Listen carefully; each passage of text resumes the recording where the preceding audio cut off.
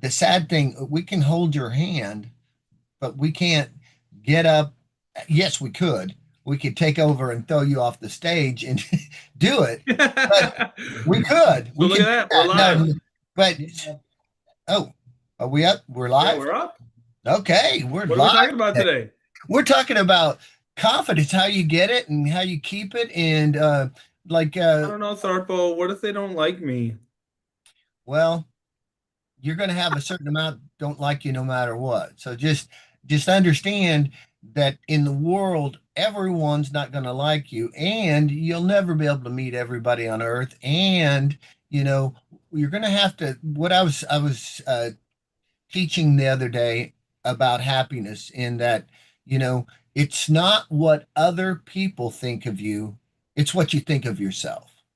And I was doing the four agreements with somebody the other day, basically saying, hey, it's not what others, you know, their opinion doesn't mean anything. It's what your opinion means. And don't Well, assume, actually, it's none of your business what they think about you. right? And you're assuming they don't like you, and you're assuming they do like you. You're assuming all this.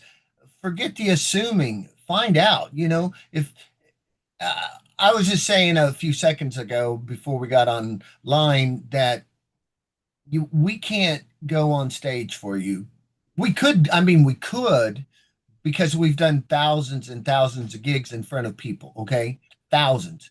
And we could get up and I could get up and do a show, or I could turn in my character in with 2 seconds or whatever, and you could get up and be a DJ and know what to do easily.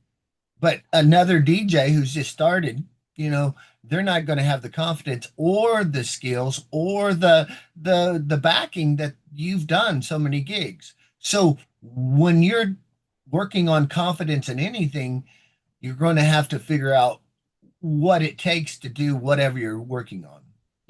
If you're going to be a DJ, you want to have the skills and know how to work your equipment and know your audience. That's a big thing too. Just reading your audience, understanding when you walk on stage, you're going to have different, you're going to also, a lot of people, we don't have to go this deep, but you will if you're becoming a professional speaker. You're going to need to know there's kinesthetic people, there's visual, auditory, and they're going to be out in that crowd. And you're going to have to, if you're doing a national speech, you're going to have to hit all those grades of people and all those, or you're going to lose part of your audience. Not that people don't lose a part of the audience and they don't care, but if you're trying to be world class or something. So it depends on where you're going. So the here's a we go back to the basics that we did a few weeks ago. Basically, what's your value system and what do you want? And living through your values, because when you live through your values, you get confidence already. And if you live every day to your fullest potential, it doesn't matter what the hell you do on stage. And if you didn't do good, that's even better at the first, because then you can fail. Because I can tell you there's several places in my career where, because I was so confident, I mean, maybe overly confident, that I never thought I could fail. So I entered the nationals in face painting. And a lot of people thought I'd win. So this was years and years ago, 20, 30 years ago. And I thought there's no way I could lose. I never thought I could lose at anything because I was so confident.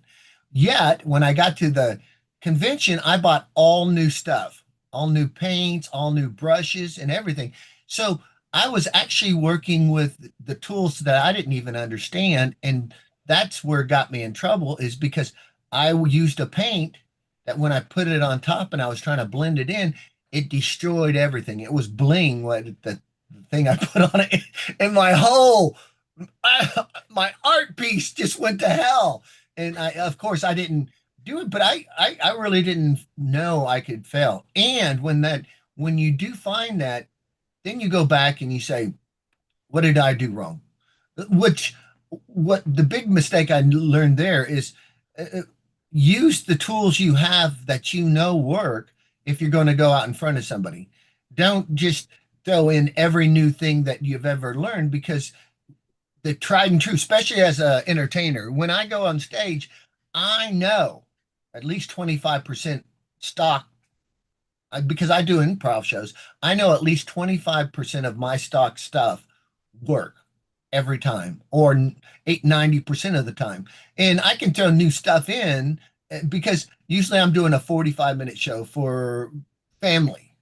I don't really do too many totally adult shows. I mean, I could do that as a pun guy, and I've done that many times at corporate, but I wouldn't go in to corporate and do what I would do for a kid show because it just won't.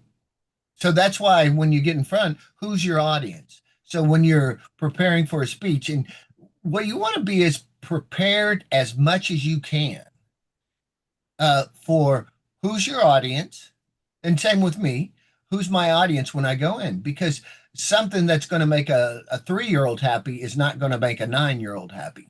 It's just not. And what makes a 9-year-old happy will not make a 3-year-old. A 3-year-old just wants to know you're doing something stupid.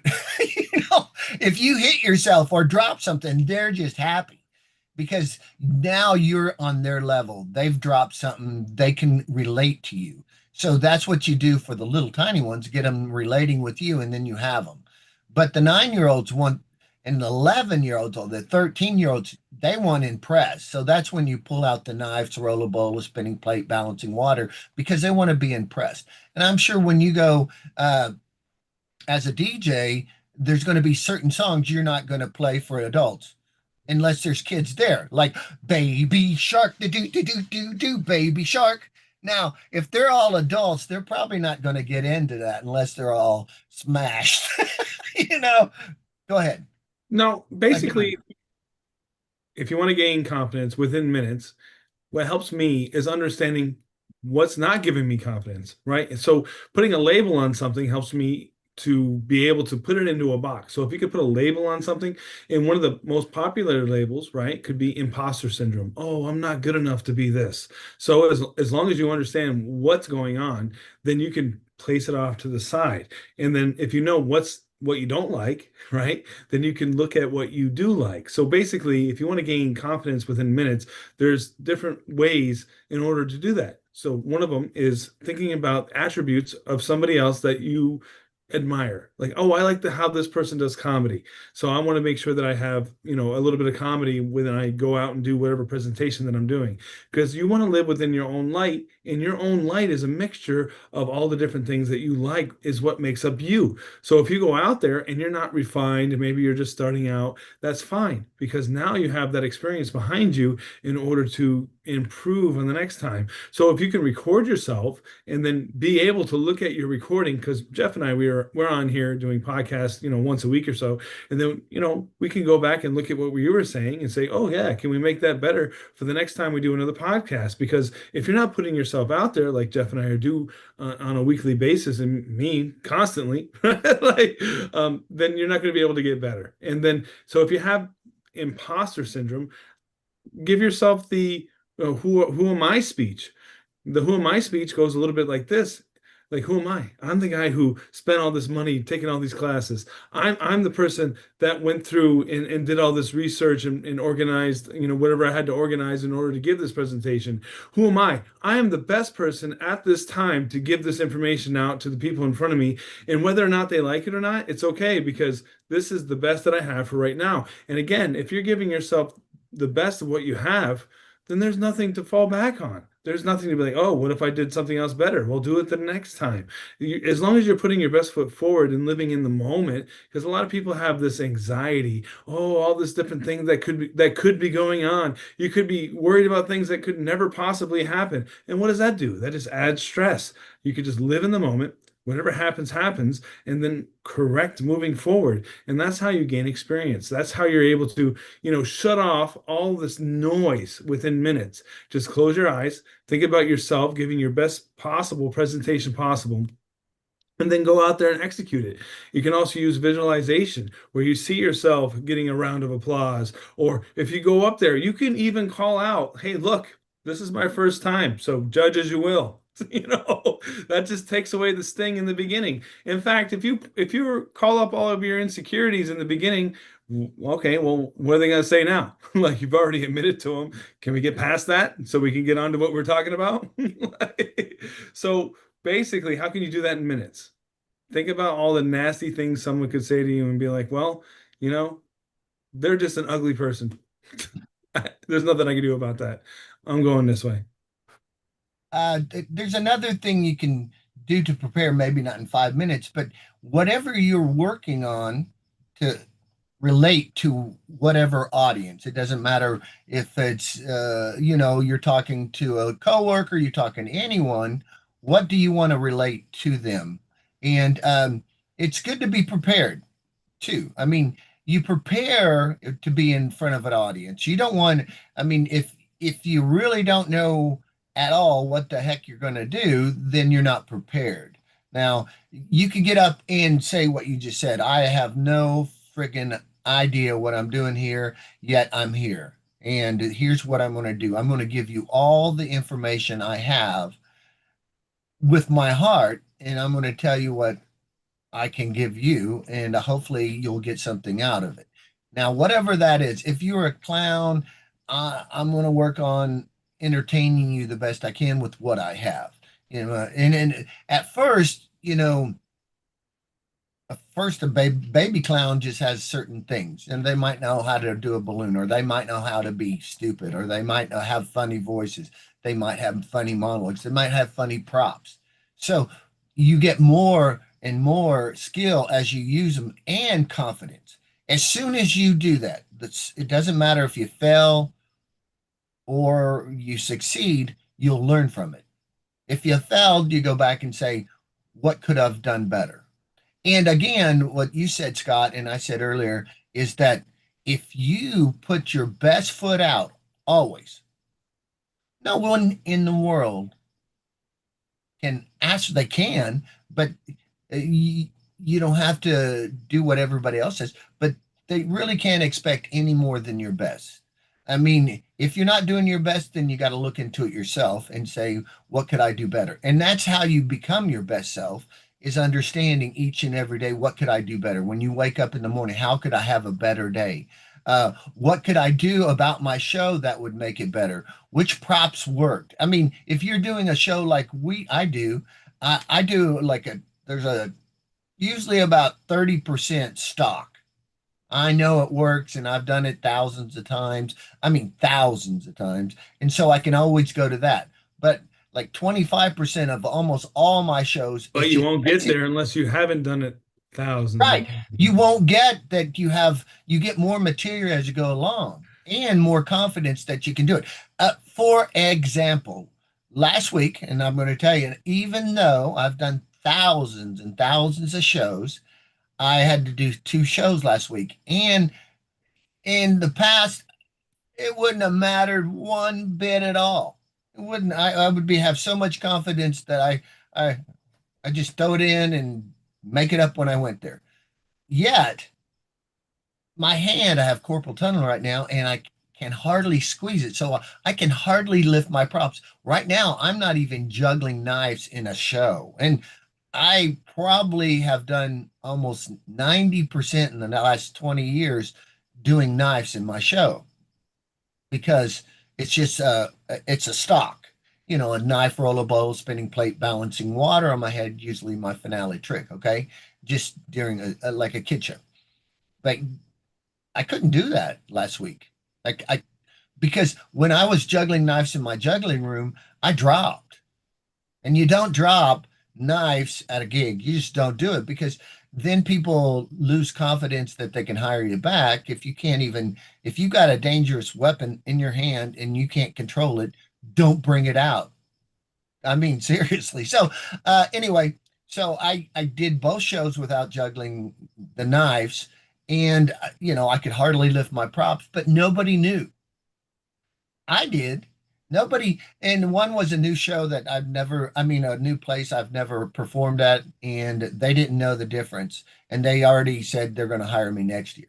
So, and yet I still had that same thing, the confidence deal, because some of my skills are gone And I did a balloon gig Yeah, yesterday. you're not going to be able to have many things to pull out of your bag of tricks if you haven't been in front of people to have multiple things in your bag of tricks.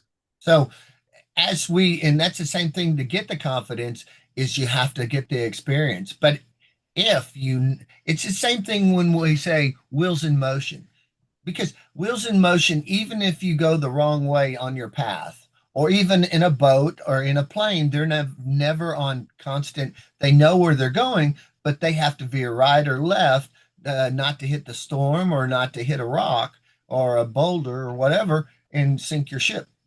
So even though we know our path, sometimes we have to veer left or right. The same way with getting our confidence, we have to get up there and we have to, even it wheels in motion, we got to keep on going, because when you stop anything, you've lost. All right, so you have 5 minutes to gain confidence. Number one, pattern interrupt. What are you thinking? Stop it. Yeah, stop. Yeah, well, I Yeah, don't take care if that you out have of to your clap mind. your hands and Yeah, do an whatever. anchor. If you have all negative things, like you said, visualize that they're actually going to applaud you at the end. So and we talked 3 weeks ago, I think we were talking the circle of excellence, or basically uh, seeing yourself going up to the stage and see yourself future pacing, and to see the audience doing it, and also saying, what would your first thing do? What do you do first? So you're prepared. What's that first thing you're going to do? And a lot of times, if you're doing a show, I would have an outline. If you're a newbie, have an outline, because sometimes you can get nervous up there, but then you have an outline. So you can go with your outline. If you're doing a show with tricks or magic or juggling, just write down all the things you're going to do in the order you think you should do them. And if it doesn't work, you have the next thing. You have the next thing. And Yeah, if you prepare 20 minutes of information, you only have to be up there for five, you're good, right? yeah, see, I could give an example, and everybody's got their comfort level. Usually, I prepare to do a 45-minute show, a 5 hour show. I have enough because I had to do that one time. I went to a gig and they put me on stage, and no one left for 5 hours. I said, I even told them that you guys can leave if you want. No, we'll stay here. I said, don't you want to go do something else? Nope. We just want to watch you. And I'm like, Yeah. 5 hours. That was out without a break or going to bathroom. I was on that stage for 5 hours. And Well, after that, so you were prepared. I was prepared. Be prepared. Be prepared. Let's go back to the 5 minute thing. One Yeah. is Number one, pattern interrupt. pattern, and also power Be prepared. poses. You can do power poses. Basically, go, woo!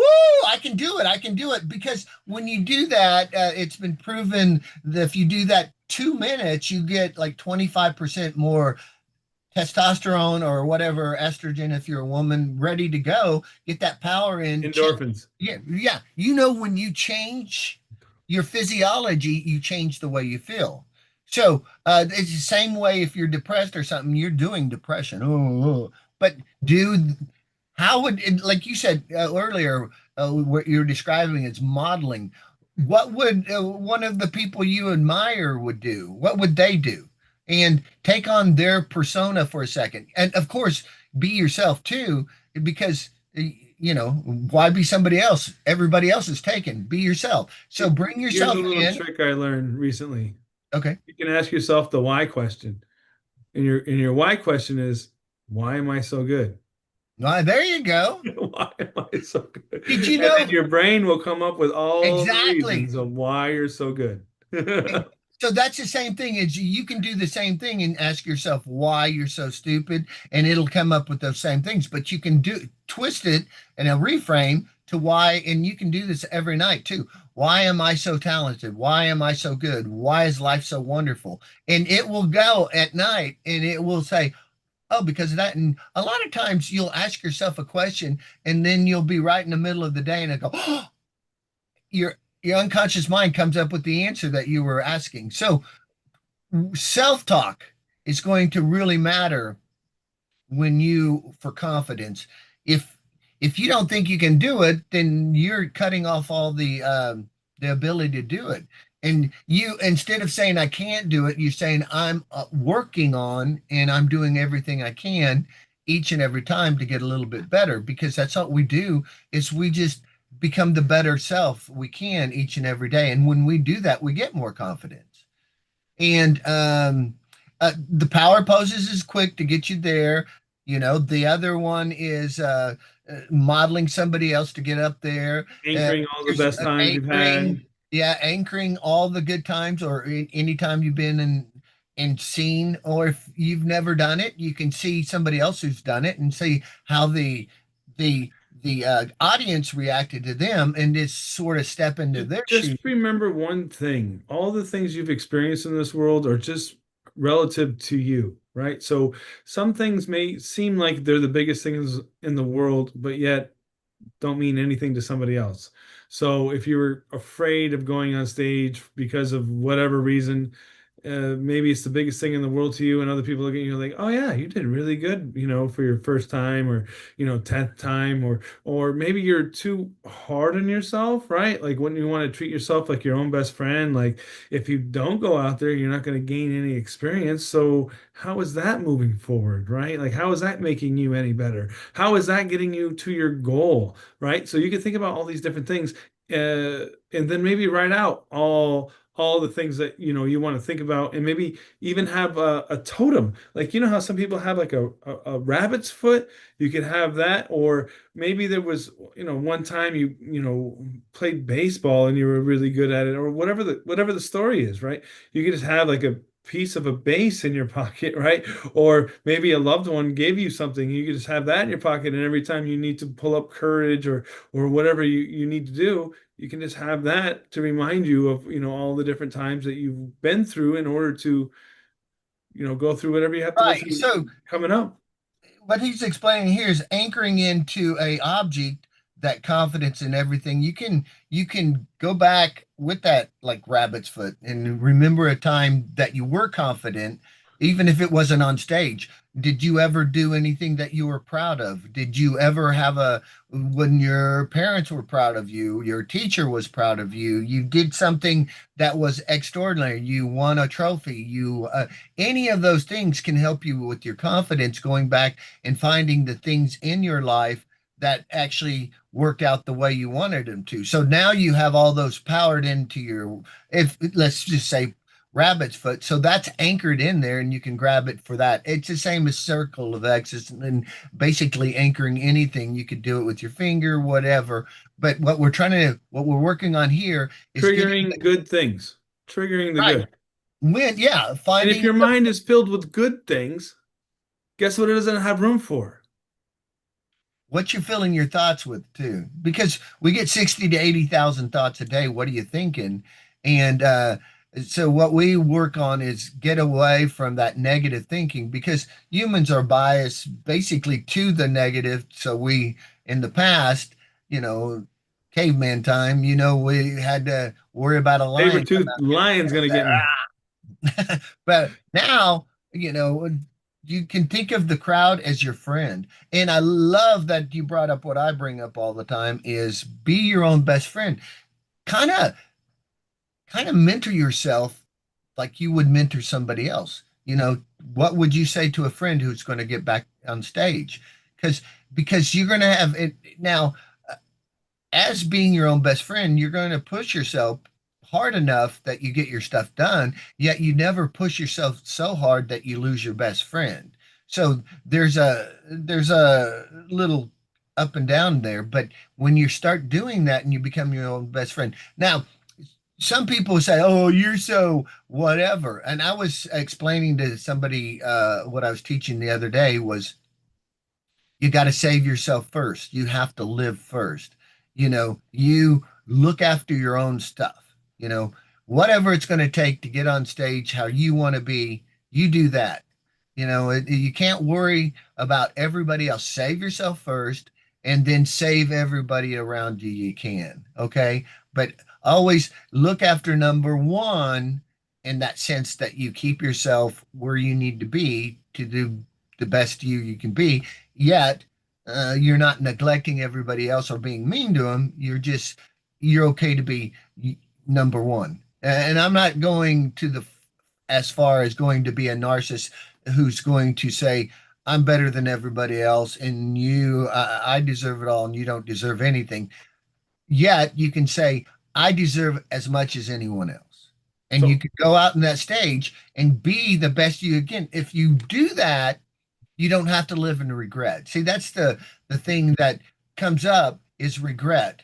You're like, I could have done better. Yeah, everybody could do better. Every single person. Every time I get on stage, I could have done better.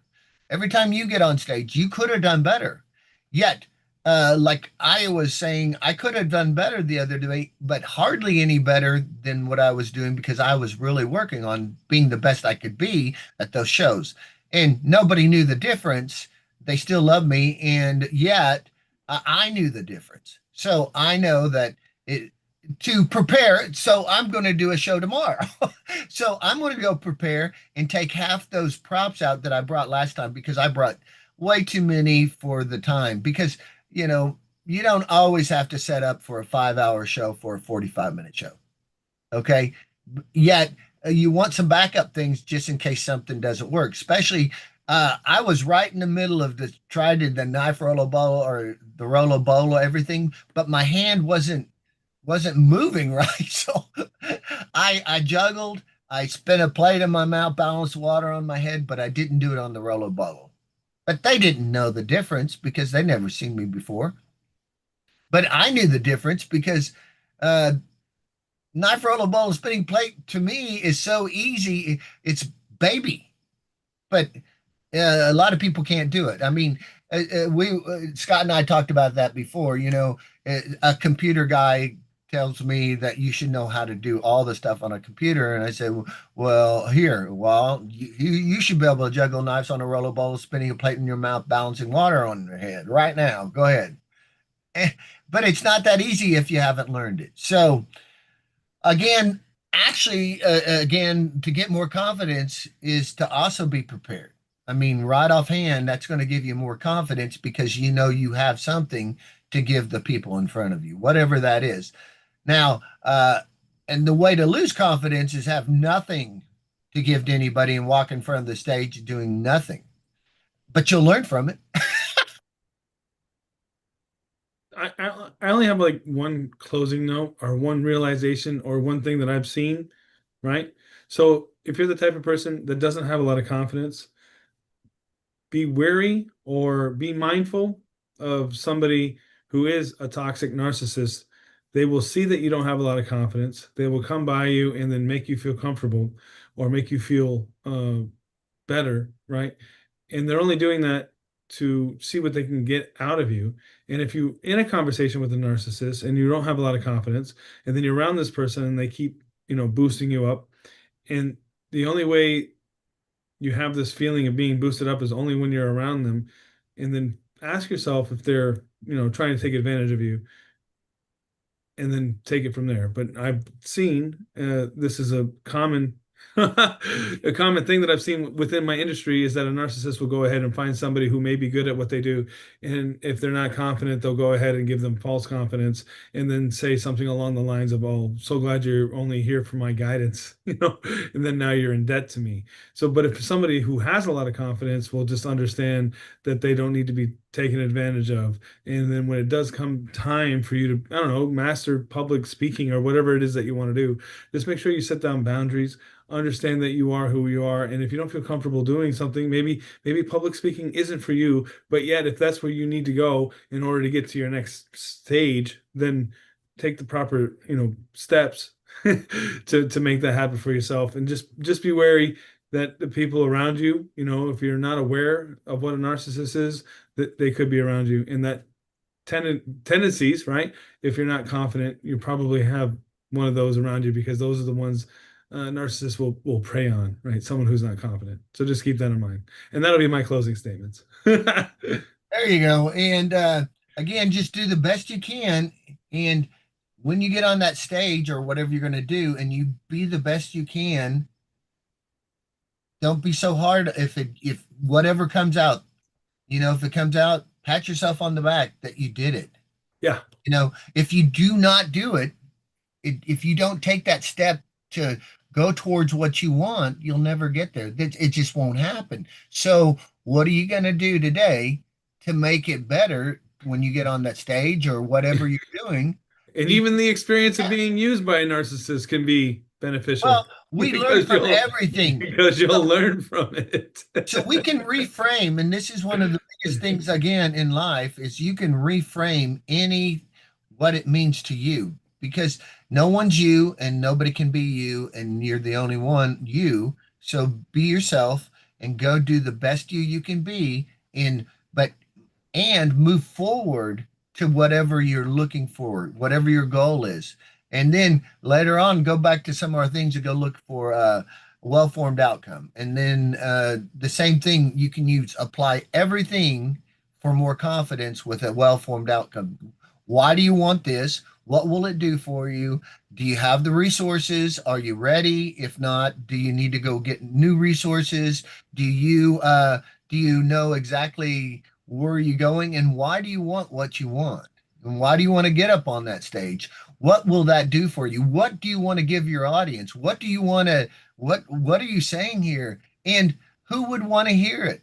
And if Yeah, you're and if you going don't to go on that somebody stage, what are you missing out on? right, because the regret, we'll just throw a regret here. There's two types of regret. The regret that you did and it didn't work out perfect, and the regret of not doing it. But the one not doing it, you don't learn from. And the one you do and it didn't turn out, you can readjust and become better at each time you do it. The one who does the one who doesn't do it has already failed. The one who doesn't work on whatever they're wanting, they've already failed. It's the one who persists towards what they want, what their meaning, what their goal is, and why are they there, who will survive it. And uh, find out what you want and go for it. Well, I think that's pretty much what we got for today. Leave a comment, hit us up. I just switched over the website, so it's all a brand new website. Lots of classes on there. Make sure to sign up. Free class on there as well. Woohoo! Woo-hoo! We'll catch you on the next.